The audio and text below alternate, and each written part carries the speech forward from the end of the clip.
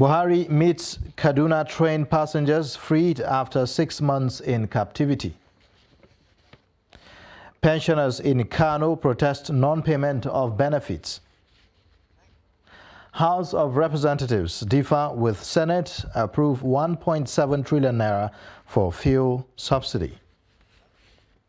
Away from Nigeria, 7 dead, dozens missing in Greece migrant ship sink. Hello and welcome to Trust News Update. I am Ayuba Ilya. Thank you for joining.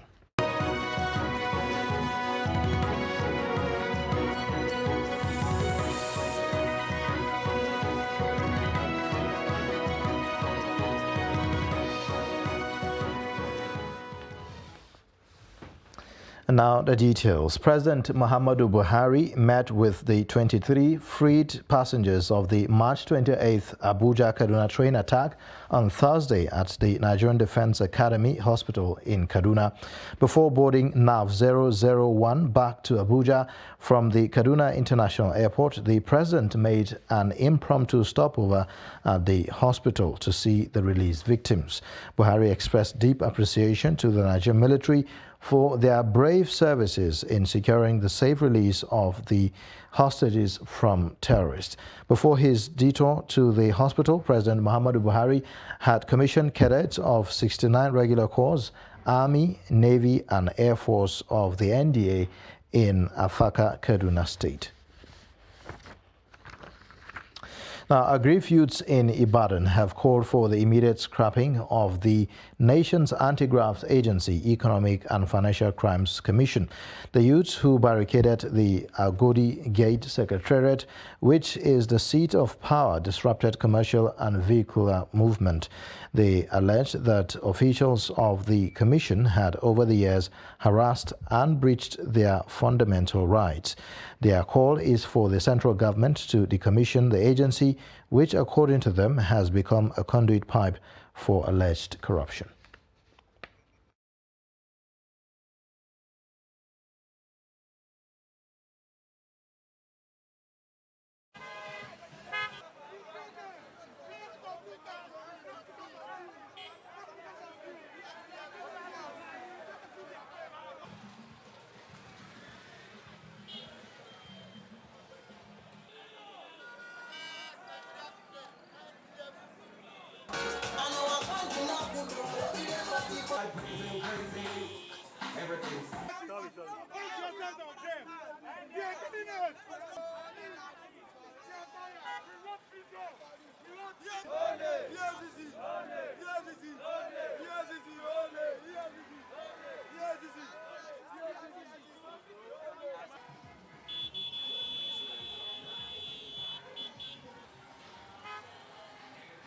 And please, all Nigerian youth, please support us. NEFCC, we want a good life for each other. We want everybody. We want all youth to come up. Please, NEFCC. See, okay, please, can you please go to their page now and check how many politicians do you see there? No. How many politicians that are looting our money? I won't mention it. No. I won't mention it. How many politicians is there? But they are full of youth.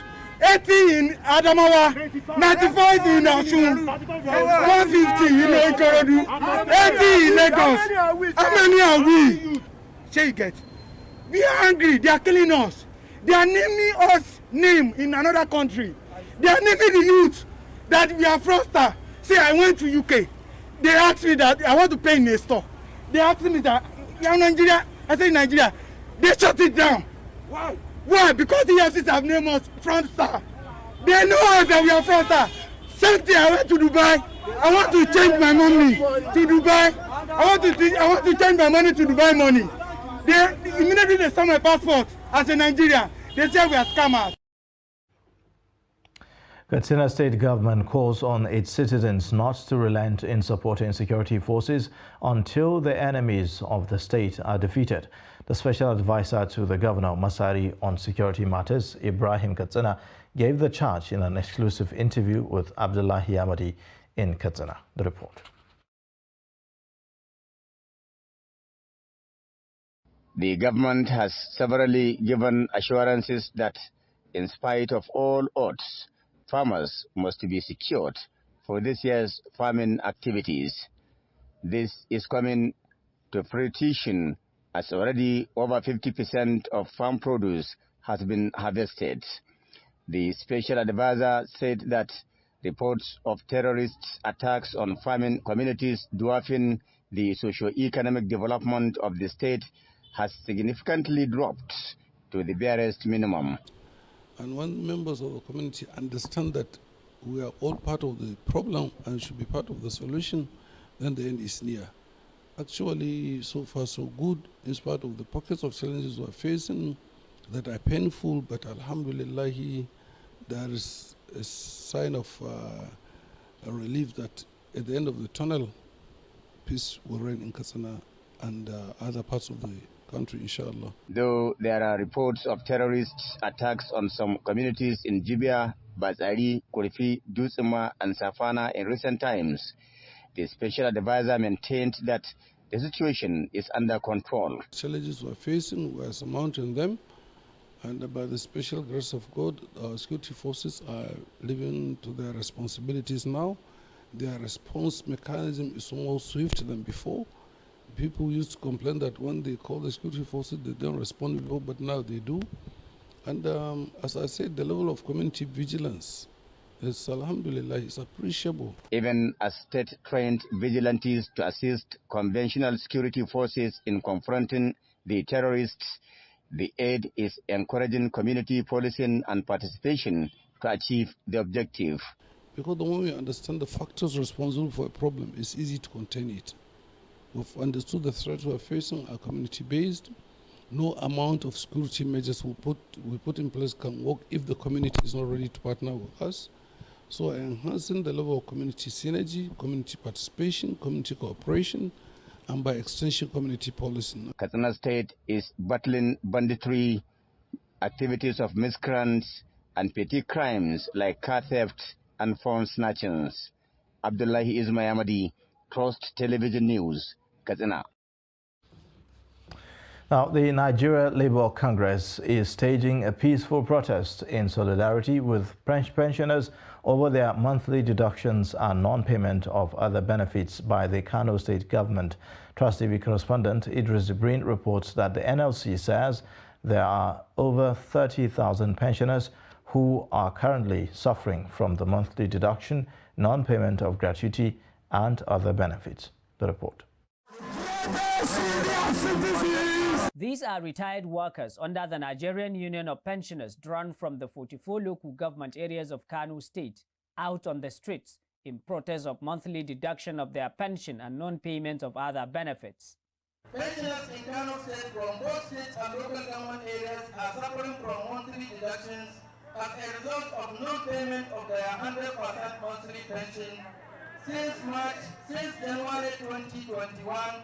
Barely 20 months at local government areas, and state pensioners since March 2021, 18 months. With no cogent reason and with no hope to overcome the situation, despite several attempts by the Kano State Pension Fund trustees and Office of the Head of Civil Service to overcome the situation.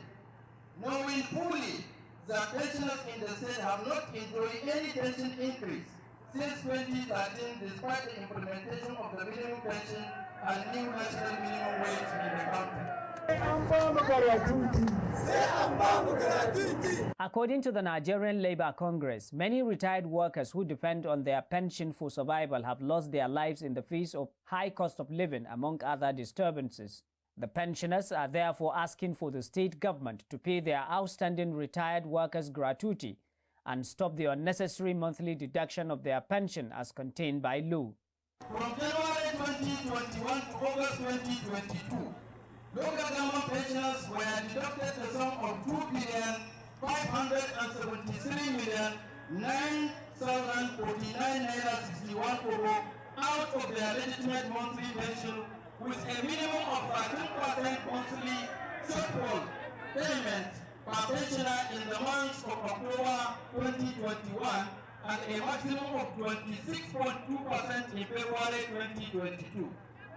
While from March 2021 to August 2022, the sum of 906,917,595 naira 71 kobo, with a minimum of 2% monthly payment shortfall in the month of September 2021, a maximum of 11.2% in August 2022 from the state pensioners' monthly entitlements. Meanwhile, the state head of service who received the pensioners at the state government house says that Kano state government has over the years remained consistent in paying the pensioners and that the problem of pension deduction arise from the previous administration. Be that as it may, pensioners like this man who collapsed during the protests are pleading with the state government to look into their situation by settling their outstanding benefits as soon as possible. Idris Jubrin, Trust TV News, Kano. Zamfara state government said it will commence the implementation of the 30,000 naira national minimum wage for civil servants in the state from November 2022. The state acting governor, Senator Hassan Nasiha, disclosed this while signing a memorandum of understanding with the Zamfara state chapter of the Nigeria Labour Congress in Gusau. The report. Zamfara state civil servants were not among those who benefited from the implementation of the 18,000 naira national minimum wage, nor the recently approved 30,000 naira national minimum wage, which some states of the Federation had since commenced implementation. However, this may be cheering news for the state civil servants as the government is looking towards that direction, where the administration promised to soon start the implementation of the 30,000 naira national minimum wage come November 2022. Senator Hassan Nasiha, however, attributed the delay in the implementation of the national minimum wage to the problem of insecurity in the region. We're here with the Labour members, Labour executives, for the purpose of implementation of 30,000 minimum wage. Alhamdulillah, with the interference of our leaders, God has made it a day today. And inshallah, He has made it possible to see how we can implement 30,000 minimum wage. The governor has taken the day because without his support, I couldn't have performed this. So we are implementing our 30,000 naira minimum wage in Zamfara, and inshallah, this will take effect from the month of November. All Zamfara state workers will now enjoy the minimum wage. We are grateful for the understanding, and inshallah, the government will live up to its expectations. The state's chairman of the Nigeria Labour Congress, Comrade Sani Halilu, said the Labour Union had withdrawn their 21-day ultimatum issued earlier to the state government to act on the implementation of the 30,000 naira minimum wage or face a shutdown. I am very much grateful that expectation become reality. That is to say, our expectation of getting our minimum wage as it is constitutionally is today a reality, because a memorandum of understanding is signed publicly before every government official, including the chairman committee on the minimum wage, the SSG, the head of service, and all stakeholders in the state, including media and the two labor centers. Zamfara state government and labor unions have agreed to work together to increase the state's internally generated revenue to sustain the welfare of civil servants and people of the state. You're watching the news update on Trust Television. Coming up shortly, we'll take a look at how nepotism hinders unity among Nigerians. Details of this and more after the break.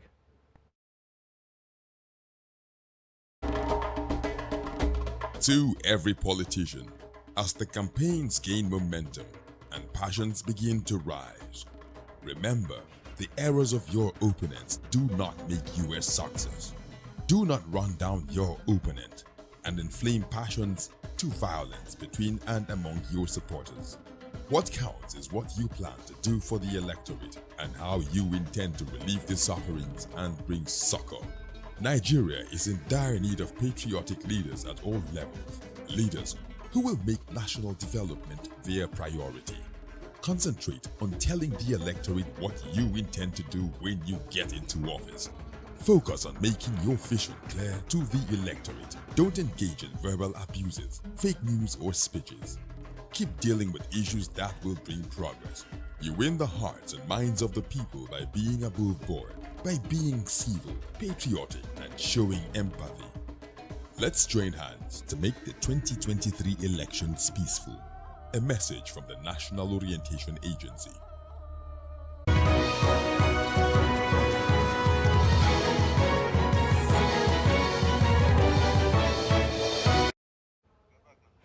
Welcome back. You're watching the news update on Trust Television. Here is a recap of our top stories again.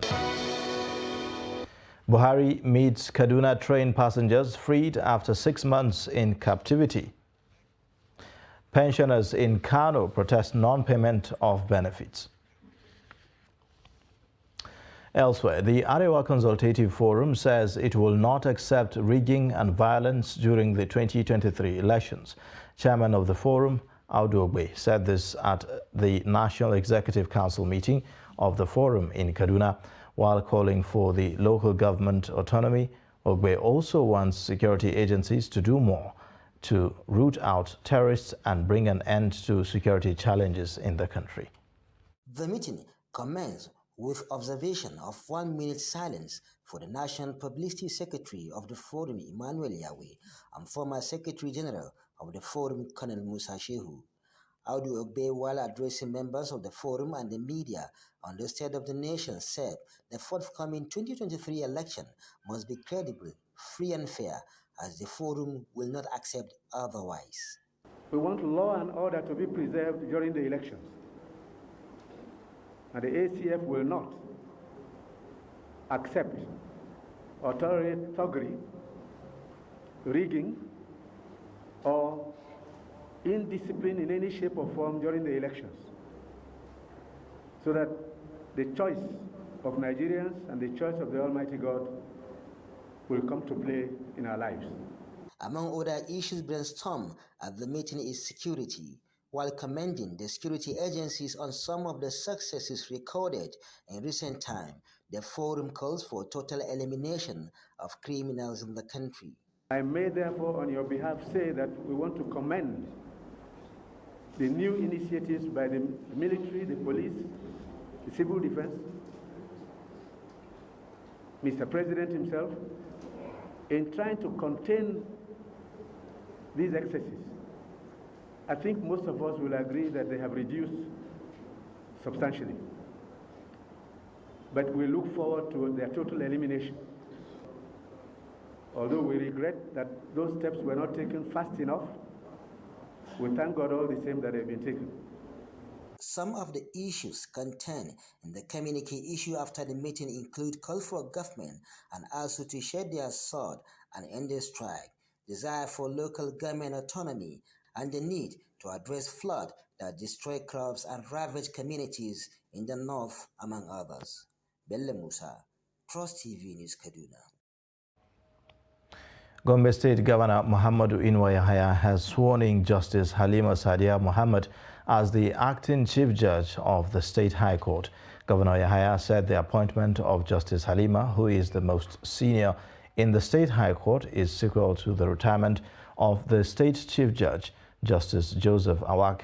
Her appointment comes after the retirement of her predecessor, who was confirmed as substantive Chief Judge less than a year ago. Governor Yahaya urged the new head of the judiciary in the state to take the bull by the horn. Speaking to journalists, Justice Sadia said that she is prepared for the task ahead.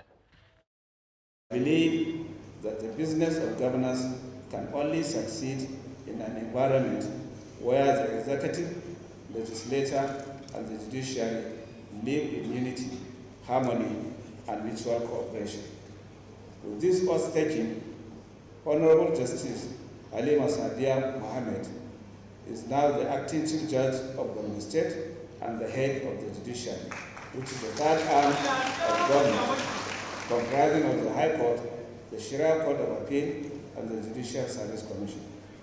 While discharging your constitutional duties, I have no doubt that you will do so without discrimination, fear, or favor.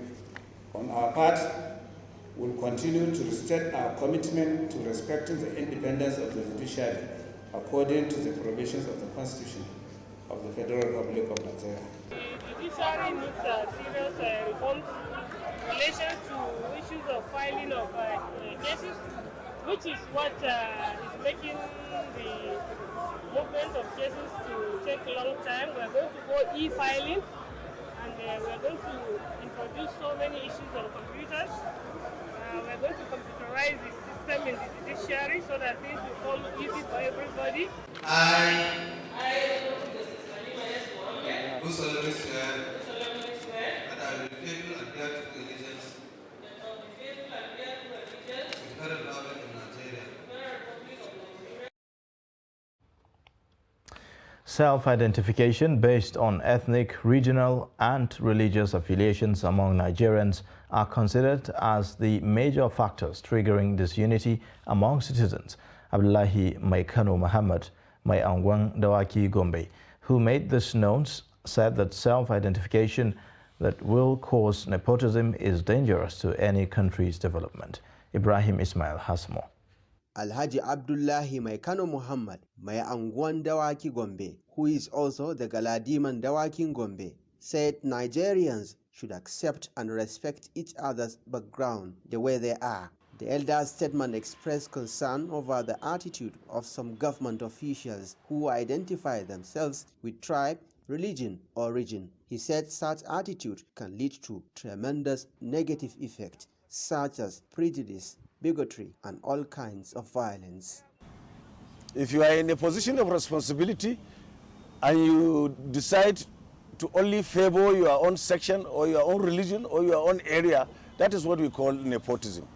Once there is nepotism in the system, definitely unrest will be brewed.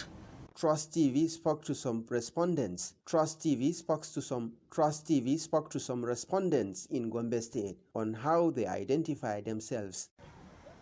Through my movement and the kind of the culture that we have here, I want to identify myself as a Nigerian through my things that I'm doing to show that I'm a Nigerian.